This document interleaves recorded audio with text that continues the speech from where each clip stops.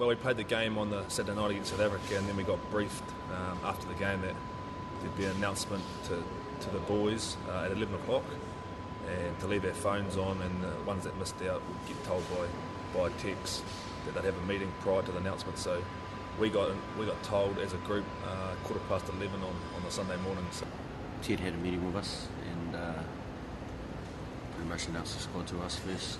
Happy times with them, so feel sorry for the brothers that missed out on the squad. I actually kept away from my phone really. Went and did my recovery and just went about my day-to-day business. So I went back up in the room, checked it a couple of times, had no messages, so that was pleasing. I think I was pretty nervous. After the last time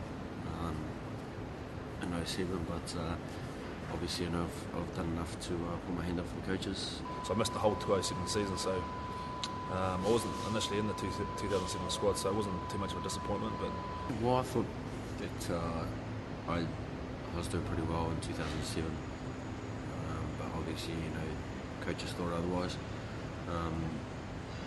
I've matured more now. I was just a kid back then. Still am a kid at heart. It wasn't the end of the road, and when re-signing with New Zealand Rugby Union, I always had this goal in mind that I wanted to attend a World Cup and be part of a winning World Cup. So to reach that is special, but it's only half the job done. All my family and friends, I had to get around and support them more than they were supporting me.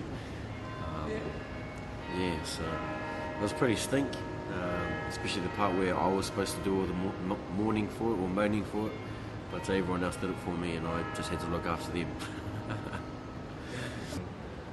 A bit of dedication and never giving up, that you still can realise your dream 4 years later. So that's the beauty about the World Cups. It comes around every 4 years, and here I am today talking about the World Cup in 2011.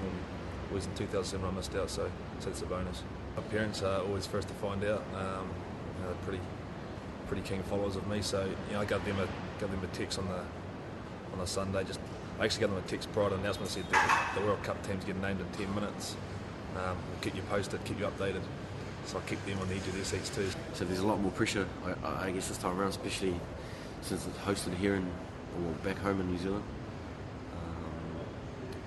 So I guess there's a lot of expectation on us, and with all that expectation, you've got to put that aside and just get out there and do the job. I've got a younger brother that's playing in the national provincial competition at the moment. He's bought a van and he's kitted it out and he's touring up through New Zealand. Get a vibe on how opposition other teams are going, especially the top teams like Australia, South Africa. Obviously we've got France in our pool. Obviously there'll be a lot of excitement just because it's in New Zealand, and I'm really looking forward to it because the crowd are really getting behind you. You can see it just going through airports and that now that they're coming up patting you on the back. Are you going to win the World Cup? All these kind of questions. You can't take Pacific Island teams for granted, and the Japanese team have got a couple of good Kiwis coaching them, and an Aussie for our old kicking coach Mick. There's a lot of pressure there, but as All Blacks, it's special, and it's part and parcel of playing in the jersey. The expectation and the pressure is always there. I know me individually, something I embrace and something I really look forward to. Everyone's hopes and dreams are to lift the Webb Ellis. But for me, it'll be for myself. I guess it'll be a great experience, and I'd definitely love to be a part of the team that won the World Cup.